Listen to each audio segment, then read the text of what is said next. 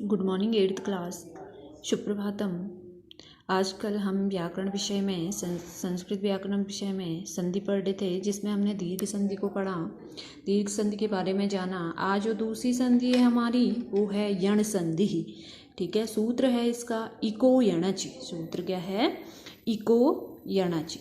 ठीक है, यण संधि को पढ़ते हैं। परिभाषा सूत्र लिखोगे इको यणचि।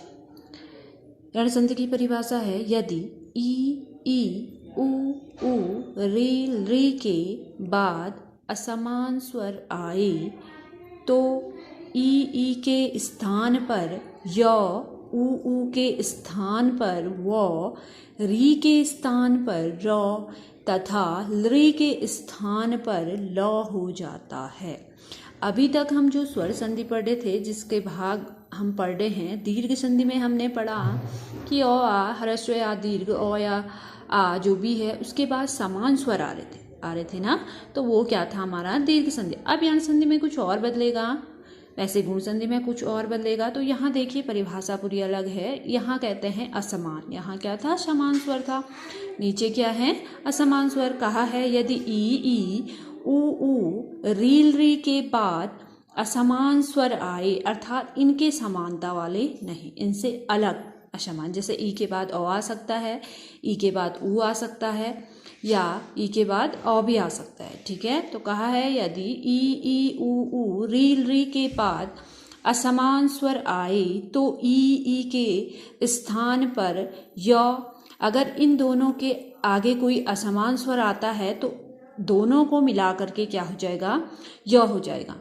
ठीक है, ई और छोटी ई और बड़ी ई के बाद कोई असमान स्वर आ रहे, अ भी आ सकता है, ऊ भी आ सकता है। ठीक है, तो इन दोनों को मिला करके जो इसके आगे जो स्वर आएंगे उन दोनों को मिला करके क्या बन जाएगा? य। इसी प्रकार ऊ के स्थान पर वो, इन दोनों के बाद कोई असमान स्वर आएगा, ऊ या ऊ के बाद कोई असमान स्वर आएगा तो क्या बनेगा? वो। री के स्थान पर र।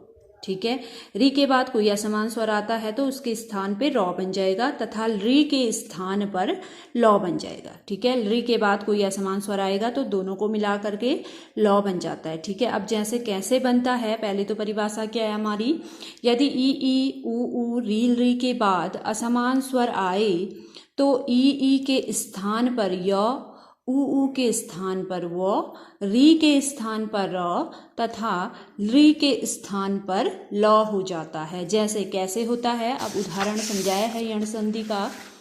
पहला दिया है यद्यपि।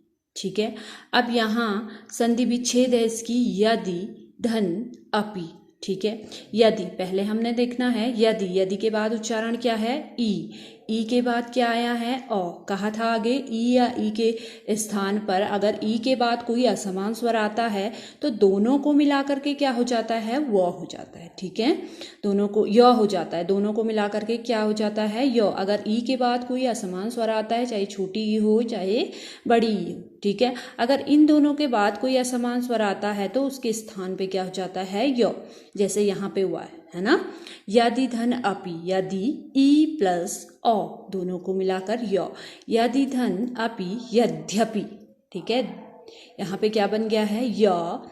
यदि धन अपि यद्यपि, ई और ओ को मिलाकर के य, यद्यपि। ठीक है, वैसे दूसरा दिया है मधु धन अरि।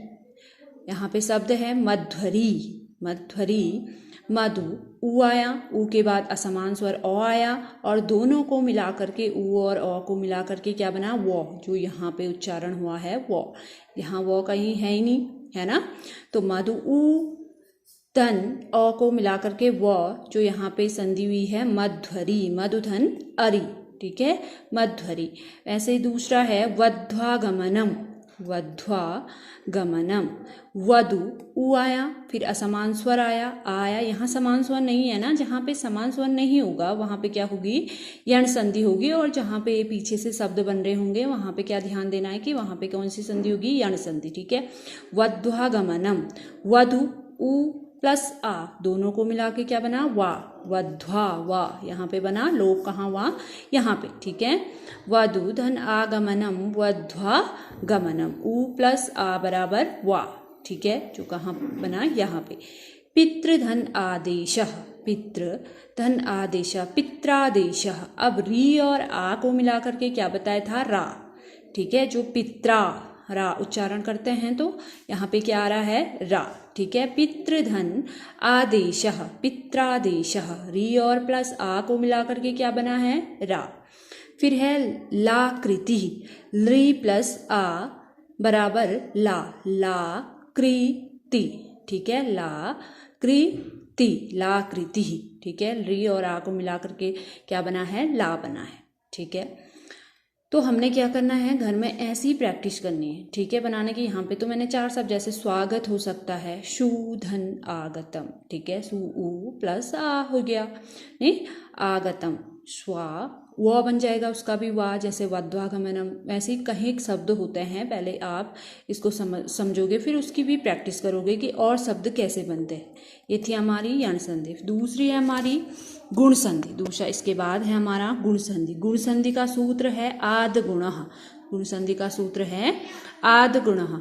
फिर हम परिभाषा पढ़ते हैं, यदि अ या आ के बाद ई उ री लृ आए तो दोनों स्वरों के स्थान पर क्रमशः ए ओ अर तथा अल हो जाता है। ध्यान से ध्यान देंगे एक बार। यदि ये है गुण संधि, आद गुण इसका सूत्र है। यदि अ या आ के बाद, यदि अ या आ के बाद ई उ री लृ आए तो, इसके बाद अ या आ के बाद क्या आए, ई आए, ई उ री लृ आए तो दोनों स्वरों के स्थान पर, इन दोनों स्वरों के स्थान पर क्रमशः ए ओ अर तथा अल हो जाता है। अब कैसे होता है, उदाहरण देखेंगे। पहला जो शब्द है देवेंद्र, देवेंद्र, संधि विच्छेद हुई है, देव धन इंद्र। अब देखो अ आया, अ के बाद क्या आया है, ई।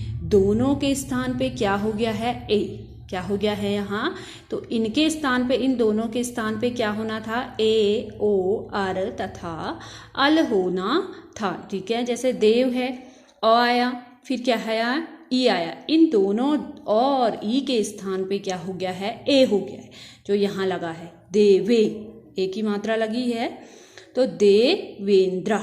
ठीक है, देवधन इंद्र, देवेंद्र की संधि विच्छेद क्या होगी, देवधन इंद्र देवेंद्र। वैसे देवेश है, देव अ प्लस ई बड़ी है, ए, देवेश। ठीक है, देव प्लस ई बराबर ए, देवेश। फिर है परोपकार, पर अ आया, उपकार उ आया, दोनों को मिला के क्या हो गया, ओ, परोपकार। फिर है एकोन, एकोन। ठीक है, एक अ फिर उ, तो दोनों को मिला के ओ हो गया, को यहाँ क्या हो गया, लोप हो गया। ठीक है, एको न। फिर है देव ऋषि, देव उ आया, देव ऋषि। ठीक है, री आया, देव अ आया यहाँ पे। ठीक है, अ आया, देव अ फिर ऋषि, री आया, दोनों को मिला के क्या हो गया, अर हो गया, देव धन ऋषि। ठीक है, फिर है तवलकारः, तव अ आया, फिर प्लस ऋकारः, ऋकारः, तव अ आया और री को बना करके अल, तवल, तवलकारः। वैसे मम्मलकारः होता है, मम धन ऋकारः, मम्मलकारः। ये था हमारा क्या, गुण संधि। इसमें ध्यान देना है कि हमारा क्या आएगा, आई ओ अर अल, पहले ए फिर ओ फिर अर फिर अल। ये हमारा क्या है, नियम है कि इनको मिला करके क्या होता है, ये बन जाता है। तो आज हमने यण संधि और गुण संधि को घर में भी समझना है और इसकी प्रैक्टिस करनी है। हिंदी में भी आपको संधि बताई होगी। ठीक है, तो अलग अलग आप संधि विच्छेद करके पहले बनाने की प्रैक्टिस करोगे, तभी आएगा आपको। ठीक है।